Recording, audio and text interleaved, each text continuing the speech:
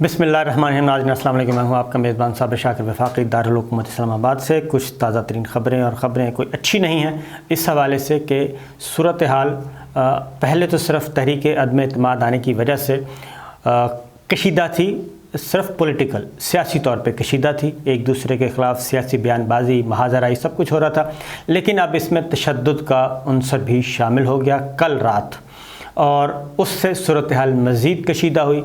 और फिर आज वज़ीर-ए-आज़म इमरान ख़ान ने दीर में एक जलसे से ख़िताब किया है, और वो ख़िताब मेरे ख़्याल में काफ़ी ख़तरनाक उसमें पैगामात दिए गए हैं। और इस एतबार से कि सूरत हाल जो हमें नज़र आ रही है बज़ाहिर वो इतनी पुरसकून है नहीं, दर पर्दा मामलात काफ़ी ख़राब हो चुके हैं।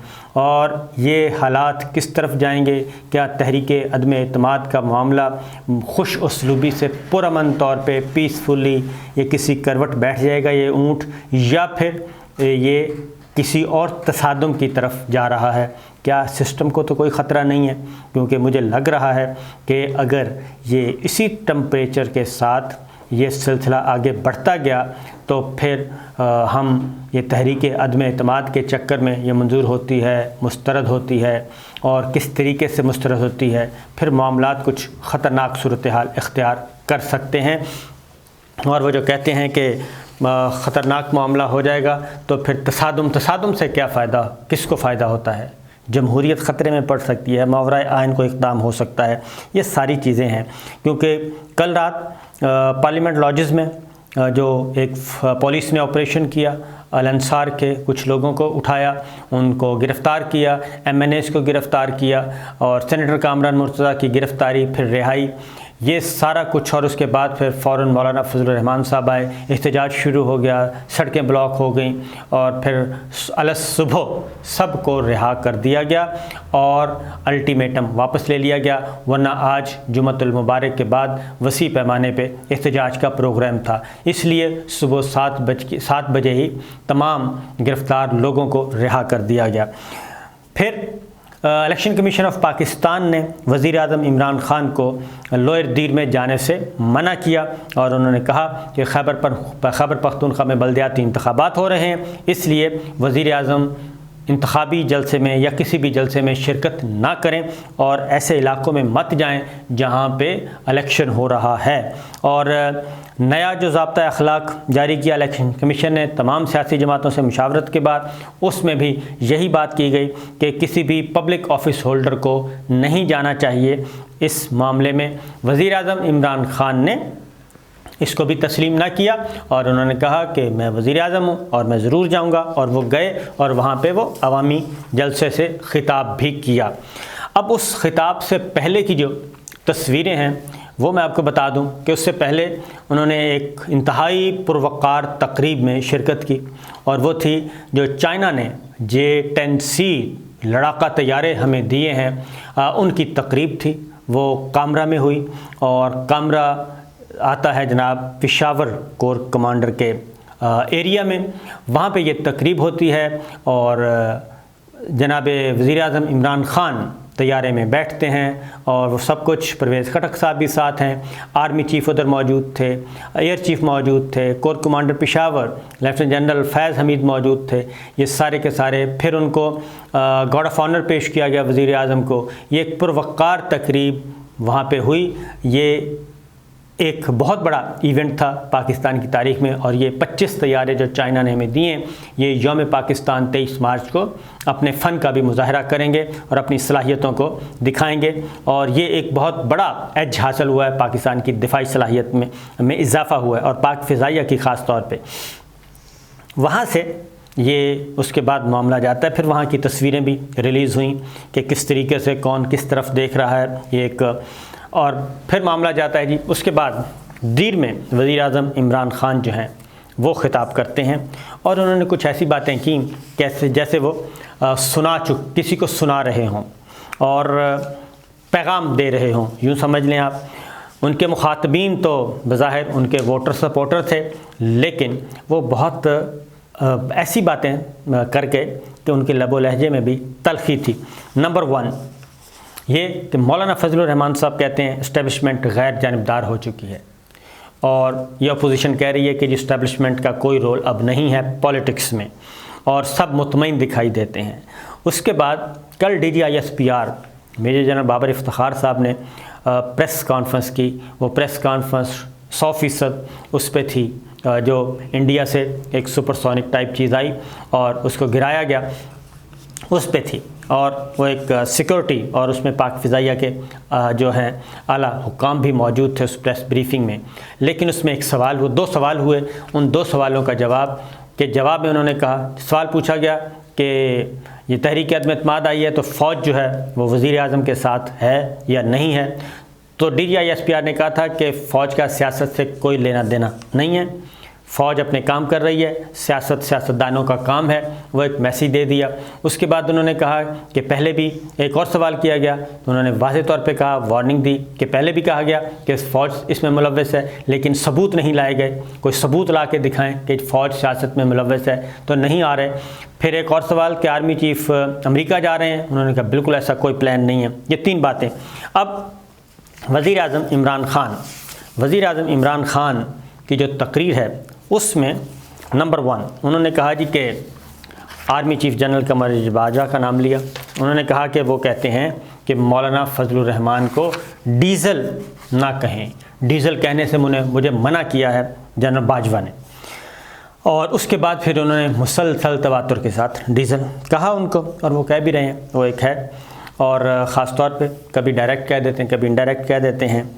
تو ایک تو ایسے لگا کہ جو بند کمرے کی باتیں ہیں اب وہ وزیر اعظم باہر لانا شروع ہو گئے ہیں، اور اس سے کوئی میرا خیال ہے کہ تلخی بڑھے گی، تلخی کم نہیں ہوگی۔ اور ہم بھی ملتے رہتے ہیں army chief general Qamar Bajwa صاحب سے بھی، وزیر اعظم صاحب سے بھی تو ملتے رہتے ہیں، تو یہ بات موجود ہے، اور یہ سب اس کو فیل کر رہے ہیں کہ پولیٹکس میں ایک ٹھہراؤ ہونا چاہیے، اور اس میں بہت زیادہ آپ جب اس کو پرسنل ہو جاتے ہیں تو اس سے تلخی بڑھتی ہے، اور پھر ڈائلاگ اور بات چیت یہاں تک ختم ہو جاتی ہے۔ تو لہٰذا انہوں نے کہا جی غریب سے غریب انسان بھی اگر کسی کے آگے نہیں جھکے گا تو لوگ اس کی عزت کریں گے، جبکہ امیر سے امیر آدمی بھی اگر کسی کے آگے جھکتا ہے تو کوئی اس کی عزت نہیں کرتا۔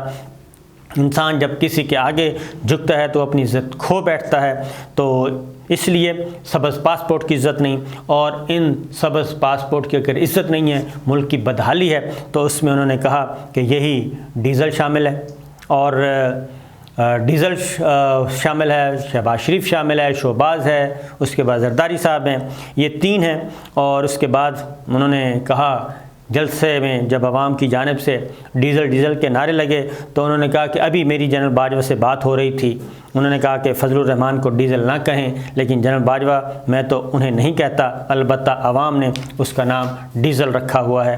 اور پھر اس کے بعد وزیر اعظم عمران خان نے تینوں کا جی معاملہ کیا۔ انہوں نے کہا جب میں نے سیاست شروع کی تو پاکستان ایک میں نے کہا تھا کہ پاکستان کو خوددار قوم بنائیں گے، لیکن جب سے یہ سلسلہ شروع ہوا ہے اور سب کے سب وہ کہتے ہیں لٹیرے ہیں، لٹیروں کا پلندہ ہے اور ڈاکوؤں کا پلندہ ہے، یہ ساری باتیں انہوں نے کی۔ پھر اس کے بعد 2008 سے 2018 تک انہوں نے کہا کہ پاکستان پہ 400 ڈرون حملے ہوئے، ہمارے شہری، عورتیں، بچے بے قصور مارے گئے۔ زرداری نواز شریف میں اقتدار میں تھے لیکن انہوں نے ایک مرتبہ بھی یہ بات نہیں کی، بین الاقوامی قوانین کی خلاف ورزی ہوتی رہی۔ تو پھر ایک اور بات بھی انہوں نے کہا کہ ہم اقتدار میں آ کر ڈیزل کی بات، پھر انہوں نے مولانا کی بات کی کہ وہ کہتے ہیں کہ اقتدار میں آ کے وہ ٹھیک کریں گے اداروں کو۔ تو انہوں نے اداروں کو کیا ٹھیک کرنا؟ کیا یہ لوگ کرپٹ لوگ آگے ایک مضبوط فوج ہے پاکستان کی، اس ادارے کو یہ کرپٹ لوگ ٹھیک کریں گے؟ تو اس طرح کی باتیں جو ہیں وہ مسلسل انہوں نے کی، اور نواز شریف کا نام انہوں نے نہیں لیا، لیکن انہوں نے کہا کہ چھانگا مانگی کی سیاست کس نے شروع کی، کشمیریوں پر ظلم، نریندر مودی کو شادی پر بلایا نواز شریف صاحب نے۔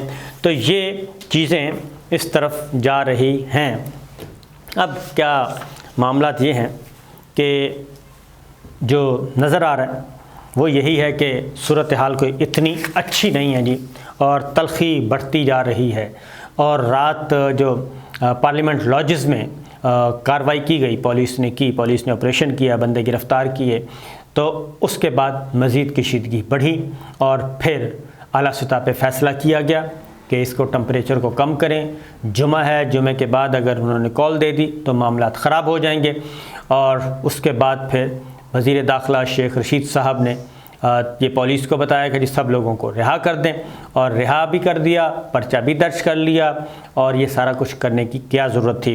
अब अगले जो इक़दामात उठाए जा रहे हैं वो हैं कि एक फ़ैसला किया गया है, और वो फ़ैसला ये किया गया है कि पार्लियामेंट लॉजेस और पार्लियामेंट हाउस की जो सिक्योरिटी है वो अब हवाले कर दी गई है एफसी और रेंजर्स के हवाले कर दी गई है।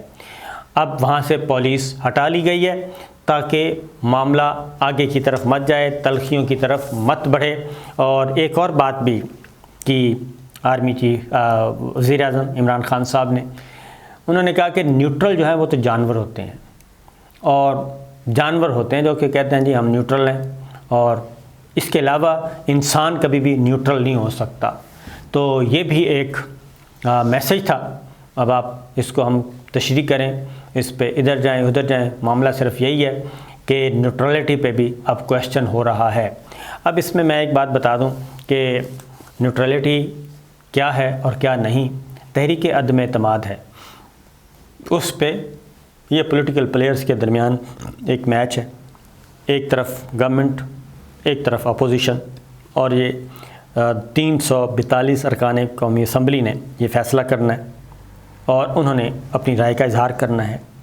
342 में से एक वफ़ात पा चुके हैं, 341 मौजूद हैं, उनमें से एक स्पीकर होंगे, 340 हो गए।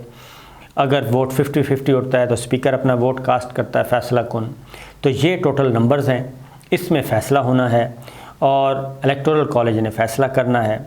अब इसमें अब अफ़वाज पाकिस्तान मिलिट्री क़यादत जो है वो किस तरफ जाए, क्योंकि वो अपनी इज़्ज़त बचा रही है और अपने आप को वापस अपने काम पे लेके जा रही है। लेकिन वो जब वापस जा रही है, पॉलिटिक्स से दूर हो रही है, इस सारे सियासी खेल से अलग थलग हो रही है, तो उसके इस किरदार को भी अब तनकीद का निशाना बनाया जा रहा है।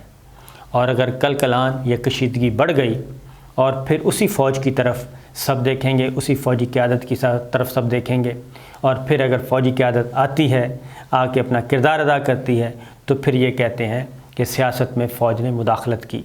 तो ये सोचना चाहिए गवर्नमेंट को भी और अपोजिशन को भी कि इस हद तक आगे मत जाएं कि खेल उनके हाथ से निकल जाए।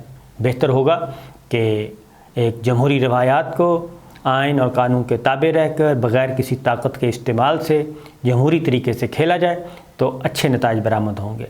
तो मज़ीद आपको इंशाअल्लाह जी अगली वीडियो में कुछ और ख़बरें देंगे। इजाज़त दीजिए, अल्लाह हाफ़िज़।